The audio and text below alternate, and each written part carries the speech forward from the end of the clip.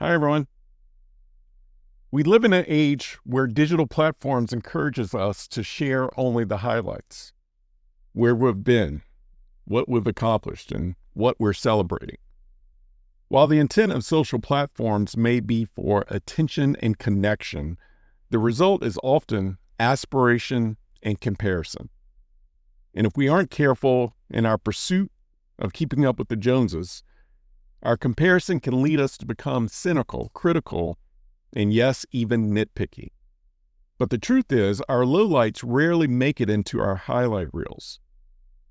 Moral failures, missteps, and struggles are often met with shame, judgment, or isolation.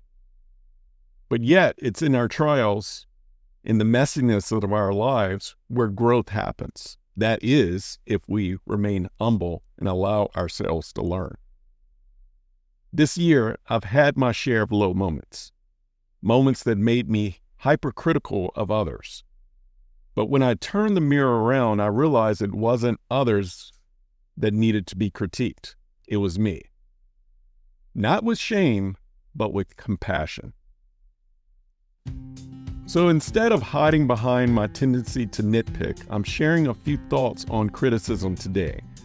Not because I have it all figured out, but because I hope this reflection can further shape me, my family, and maybe, just maybe, it will encourage you too. We'll be right back.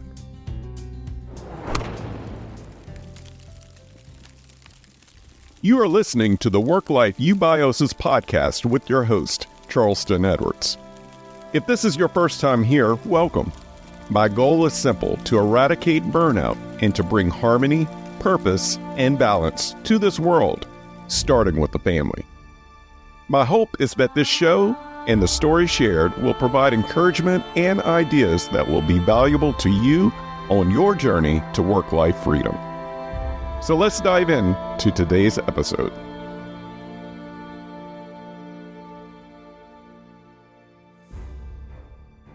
Do you know a nitpicker?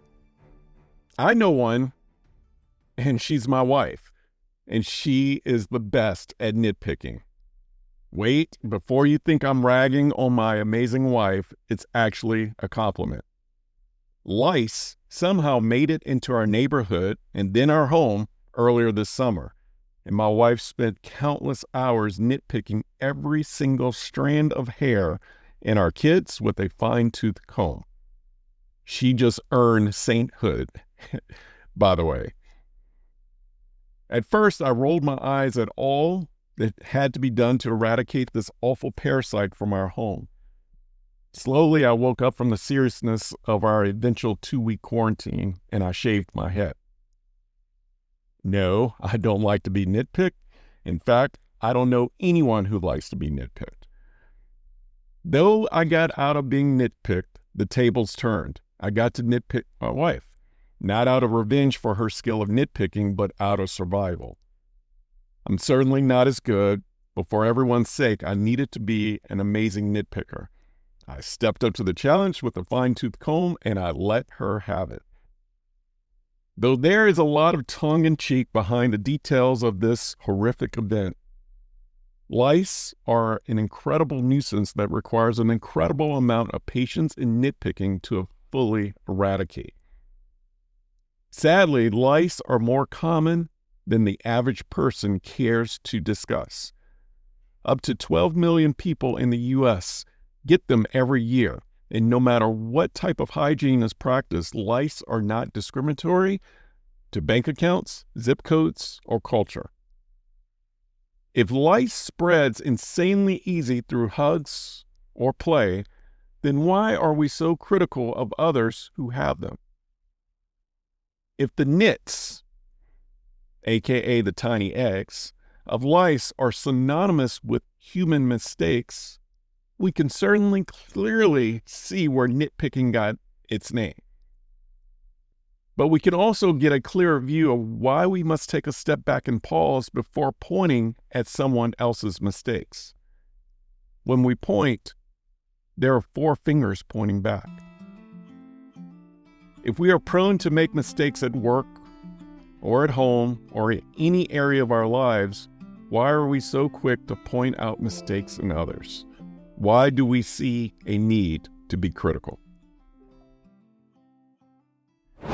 If it weren't for lice, I'm not sure I would have ever given deeper thought to the origin meanings of nitpicker or the fine-tooth comb.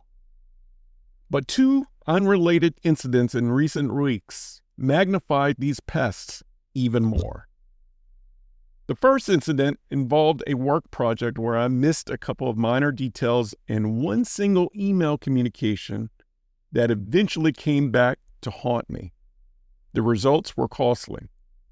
This was a mistake that I took full responsibility for because I didn't comb through my emails like I should have.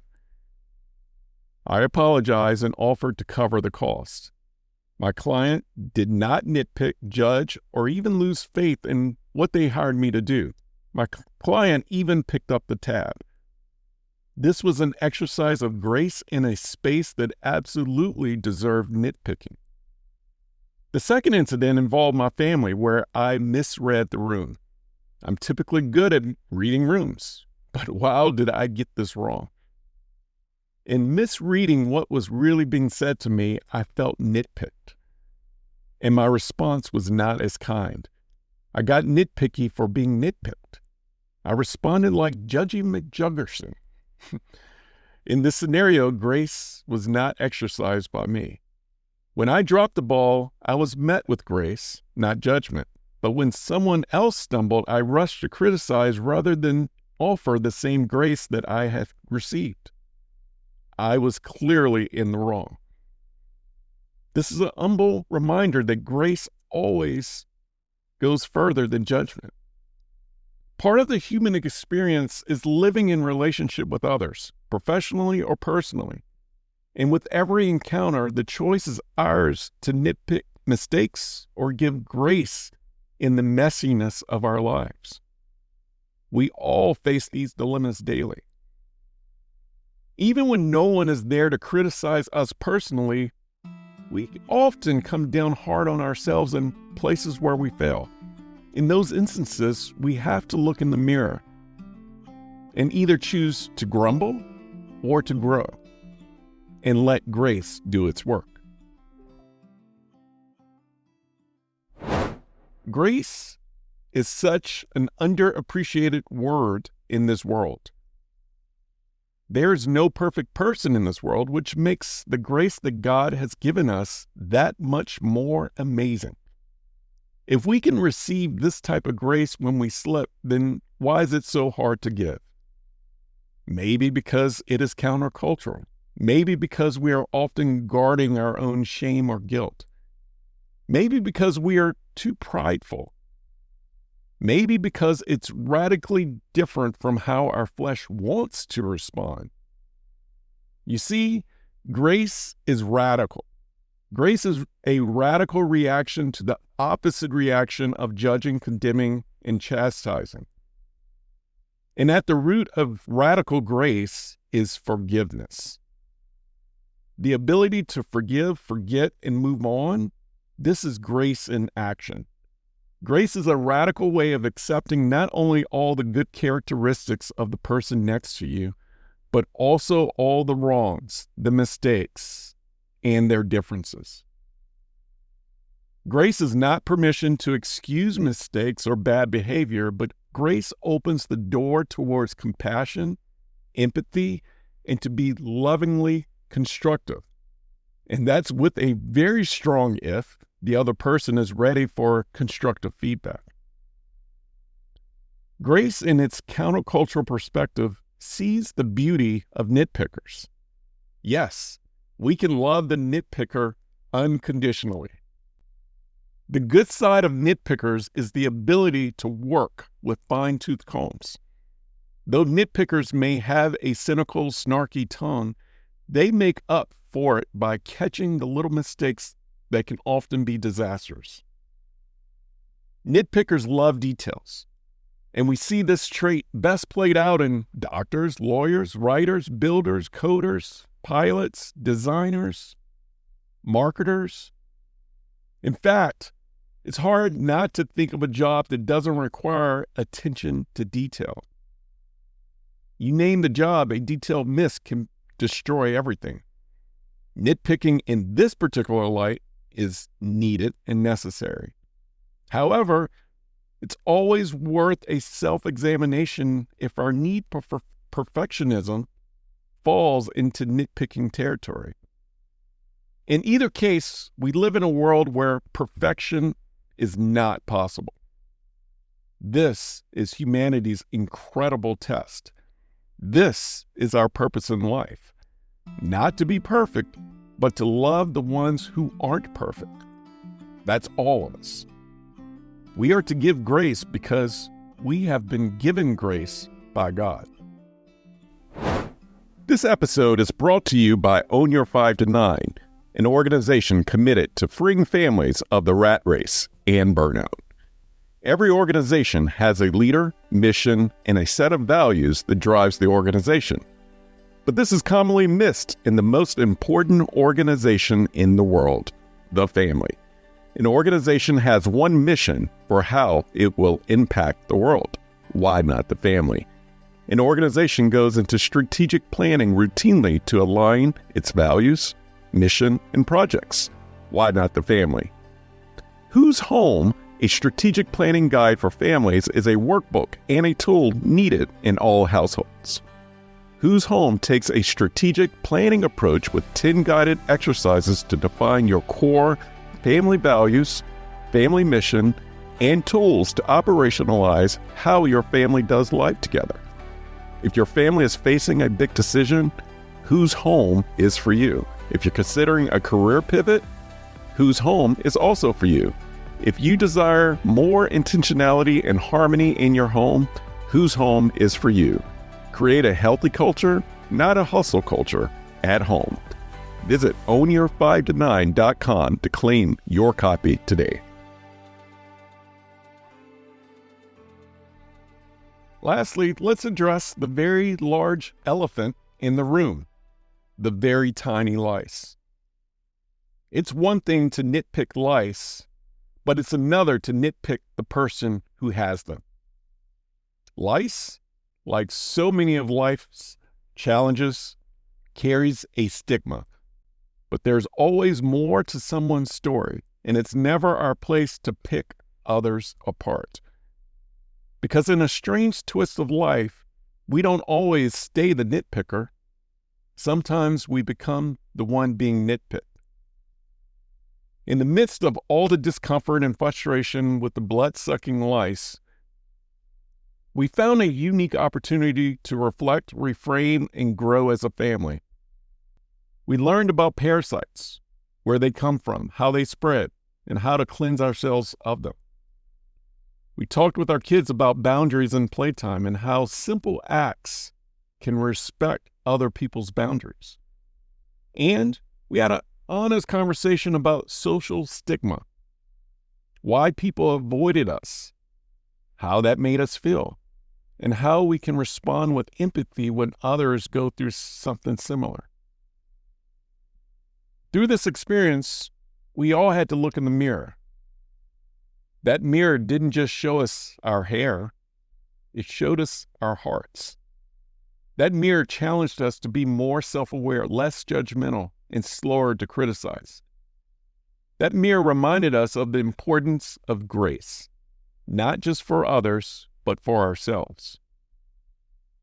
We used this moment, that mirror, to speak truth to our kids and ourselves. You are not defined by what's on you or around you. You are not defined by your profession or accomplishments. You are not defined by sickness, ailments, or failures. You are loved. You are beautiful. And if others keep their distance for whatever reason, don't ever take it personally. They have their reasons, and we don't always need to know why. And whether or not we are ever nitpicked again or find ourselves doing the nitpicking, may we be challenged to remain humble, knowing that our failure isn't the enemy. Failure is a great teacher. Foolishness is refusing to learn from it.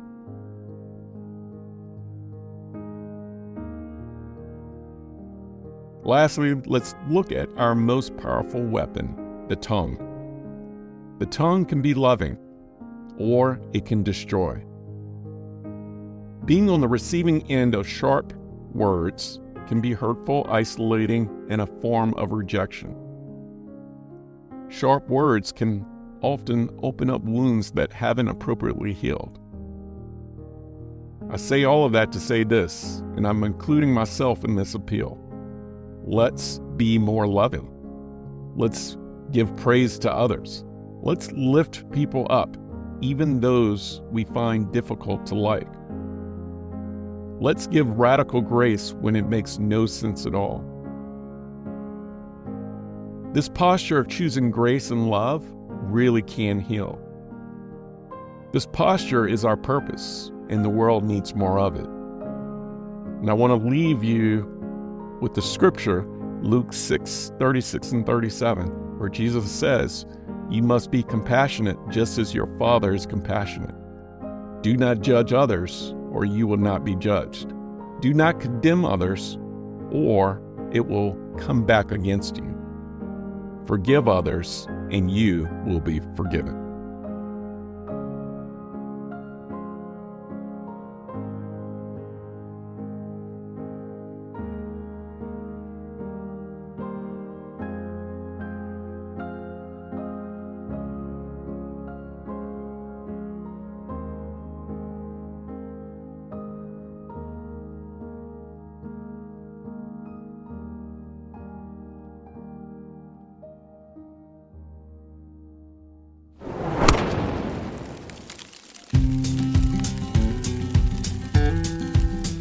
Thank you for listening to the Work-Life Eubiosis podcast, part of the work-life resources created by Own Your 5 to 9. I hope that you have found encouragement and a few ideas to strengthen your journey to purpose, freedom, and balance. Have you overcome burnout and found a new way of life? Millions around the globe are still at the risk of burnout and losing it all. And your story may be the one that sparks not only a dream, but action. Visit ownyour5to9.com for more information and submit your story. While you're there, join the Work-Life Eubiosis newsletter and receive additional resources weekly right to your inbox. If you enjoy this podcast, take time to subscribe, rate, and leave a review. Share it with a friend or loved one. Remember, the most important organization in the world is the family. Let's do our part to strengthen it. Thank you for listening.